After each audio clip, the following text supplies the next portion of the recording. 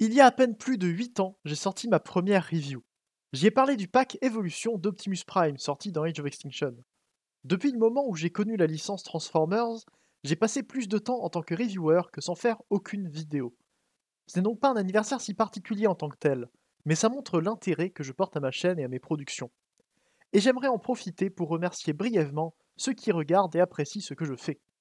Mais vous êtes probablement plutôt là pour entendre parler d'une figurine. Puisque j'ai commencé mes reviews avec le pack Evolution, je pense qu'il est bien de fêter cet anniversaire avec Galvatron. Galvatron dans Age of Extinction est un robot créé par le KSI à partir de Transformium, sur base de Megatron mais construit pour évoquer Optimus, et qui finira bien sûr par se retourner contre les humains. En même temps, les humains agissent toujours aussi intelligemment dans ce film. Ils traquent les Transformers pour les asservir sans comprendre leur technologie, et créent eux-mêmes l'un des méchants du film. L'autre méchant est Lockdown, qui poursuit une mission un peu différente en échange d'un artefact puissant et dangereux, comme apparemment tous les films Transformers doivent avoir. Mais on n'est pas là pour parler de lui. Megatron dans la G1 était un pistolet. Le film l'a changé en un jet cybertronien indistinct et très peu visible à l'écran. C'était donc normal que Galvatron, qui était à l'origine un canon mobile, devienne un camion. Bien sûr, on peut ajouter que Megatron était aussi un camion juste avant de mourir dans Dark of the Moon, mais ça reste deux types de camions différents. Après tout, si je commence à évoquer tous les problèmes de cohérence des films entre eux, vous n'entendrez pas parler du jouet avant une bonne heure. Bref, le camion de ce Galvatron est très réussi, et on verra pourquoi plus tard. Il est principalement gris et noir, ce qui n'est qu'une coïncidence pour la dominante grise du G1. Les Decepticons des films ont un code de couleur très strict et très fade, donc ils n'allaient pas rendre Galvatron violet. Galvatron dans ce mode est très proche du film, grâce à un camion sous licence Freightliner. TF Wiki m'informe d'ailleurs qu'il s'agit d'un Freightliner Argosy de 2012, si jamais ça vous intéresse. Avec pas mal de détails moulés et peints, le camion donne très bien et est assez massif. Par contre, on voit un peu les jambes à l'arrière, ainsi que quelques trous. Ce n'est pas aussi mauvais que sa version Studio Series, dont les pieds sont pleinement visibles à l'arrière, en plus de dépasser assez haut. Mais ça casse quand même avec le reste du camion. Au moins, on a un plateau pour une remorque, ce qui reste bien. Dans l'ensemble, j'aime bien ce que donne le camion. J'ai mis du temps avant de l'apprécier, parce que le style, comme le mode camion d'Optimus Age of Extinction, ne me plaît pas beaucoup tel quel.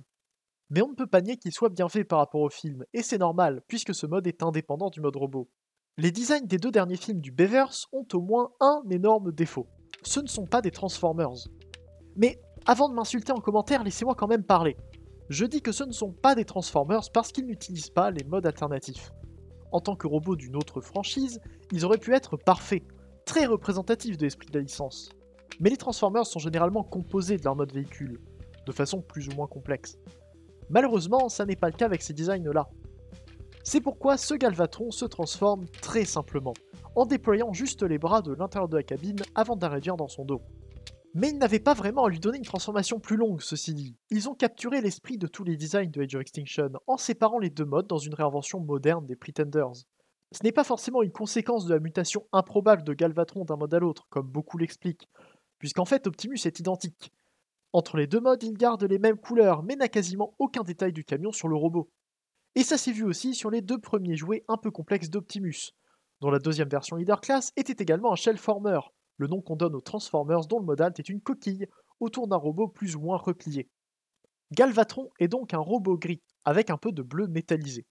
Comme d'habitude avec le Beverse, il ne ressemble en rien à sa version G1, ce que j'ai tendance à excuser plus facilement maintenant que je me rends compte que ce n'est pas une chose limitée au film. Le plastique gris clair utilisé partout sur le robot empêche de bien voir et comprendre tous les détails moulés, mais ils sont pourtant bien là. C'est vraiment un problème de teinte et de contraste qui enlève de la complexité visuelle. Le torse est l'endroit le plus peint du robot avec un très beau bleu sur quelques câbles apparemment essentiels à un robot qui se détruit pour se reconstruire. Je l'ai déjà dit, mais ces designs ne sont pas ceux qui me plaisent le plus en tant que Transformers. Mais en tant que robot abstrait, Galvatron marche plutôt bien. Les jambes sont bizarres et on en reparlera plus pour les articulations, mais les proportions sont déjà un peu étranges à cause de cuisses trop courtes et de mollets trop longs. Et on peut enfin parler du backpack. Derrière Galvatron, le camion est séparé en trois parties.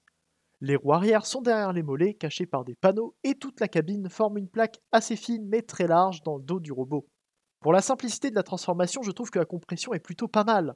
L'ajout de ressorts à l'intérieur des panneaux donne une compression un peu plus intéressante, quasiment comme une automorphe. Pour les nombreuses personnes qui jugent que ça n'est pas assez, je vous propose de laisser la cabine complètement étendue pour donner à Galvatron une hotte capable de ranger plusieurs accessoires ou d'en faire un pot à crayon. D'ailleurs, maintenant qu'il n'y a rien derrière, je peux montrer que la vitre du camion est bien transparente. Elle est fumée et très foncée, mais elle n'est pas opaque. Avec la cabine entièrement déployée, on peut faire de Galvatron un Huffer G1, quelque chose que j'ai été étonné de ne pas voir une seule fois à partir d'un remodel du robot. C'est d'ailleurs pour en faire un tel custom que j'ai un peu voulu un KO de ce Galvatron. Galvatron vient normalement avec une arme qui tire un missile, mais elle n'était pas avec mon exemplaire quand je l'ai acheté il y a quelques semaines. Je le savais et ça ne me dérange pas. C'est juste un peu dommage pour ceux qui voulaient savoir comment elle était. Niveau articulation, je pense que Galvatron n'est pas trop mauvais. La tête bouge comme il faut avec un cou qui peut se détacher pour qu'il regarde encore plus haut. Les pièces des épaules bougent pour accompagner des bras sur Ratchet, tout comme les coudes inférieurs. L'absence de poignet articulé est dommage mais normal pour l'époque. Et c'est pareil pour le bassin qui est fixé en place. Et on arrive aux jambes qui sont très bizarres. L'axe du mouvement vers l'avant est incliné à 45 degrés, ce qui mène à des manipulations inconfortables quand on veut bouger les hanches. Les cuisses ne bougent pas du tout comme sur toutes les autres figurines articulées, et on comprend pourquoi ça n'est pas le principe qui a été utilisé en majorité. Mais malgré ça, les hanches sont bien articulées en termes d'amplitude, ce qui n'est pas le cas des genoux. En plus d'être au bout de cuisses trop courtes, ils se plient trop peu pour faire un vrai effet sur les poses. Mais au moins, Galvatron restera toujours stable grâce à des chevilles articulées vers le haut, le bas et les côtés, ce qui m'étonne toujours. Niveau taille enfin, Galvatron est plutôt grand. Il va très bien avec Optimus The Last Knight sur ce point, et permet pas mal de mises en scène qui pourront être faites bien mieux avec la version Studio Series de Galvatron. Grâce à des articulations plutôt permissives, genoux mis à part, je m'amuse bien avec ce Galvatron. La transformation simple me plaît assez et permet de le passer d'un mode à l'autre très rapidement. Au final, je l'ai acheté pour lui-même, pour cette apparence, plutôt que pour avoir une bonne représentation du personnage du film.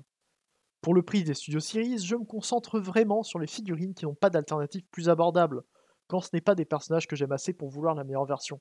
Et donc après tout ça, est-ce que je vous recommande Galvatron? Je ne pense pas vraiment pouvoir le faire, et vous vous en doutez bien. Comme d'habitude, j'achète des figurines parce qu'elles me plaisent, mais ce n'est pas pour ça que je vais les considérer comme objectivement bonnes. Galvatron a un très beau mode camion, et une transformation simple et intuitive. Mais la manipulation du robot n'est pas la plus agréable, et son backpack est peu esthétique. C'est une figurine simple qui a réussi à représenter correctement Galvatron alors que son design était très nouveau, contrairement à Optimus qui a nécessité plusieurs jouets pour arriver à reproduire son apparence. Donc non, Galvatron Age of Extinction Voyager n'est pas la meilleure figurine, loin de là, et vous le savez déjà. Je ne vais pas insister plus, vous aurez compris que j'aime la voir mais qu'il n'est pas pour tout le monde. Pour une vidéo spéciale pour un anniversaire de ma chaîne, je trouve cette conclusion presque triste. Mais c'est pas grave, merci quand même à vous d'avoir regardé, j'espère que cette review vous aura plu. Je sais qu'elle n'est pas au niveau de ma précédente review sur Bruticus G2, mais je ne peux pas faire ça toutes les semaines. Celle-ci est plus simple, mais j'espère que ça vous va quand même. J'attends vos retours en commentaire et je vous attends sur l'Arche sur Discord pour discuter de Galvatron ou tout ce qui touche à Transformers. Abonnez-vous si la vidéo vous a plu et faites un tour sur mon Utip si vous voulez me soutenir. On se retrouve bientôt pour une prochaine vidéo, c'était Leader, fin de jour et salut.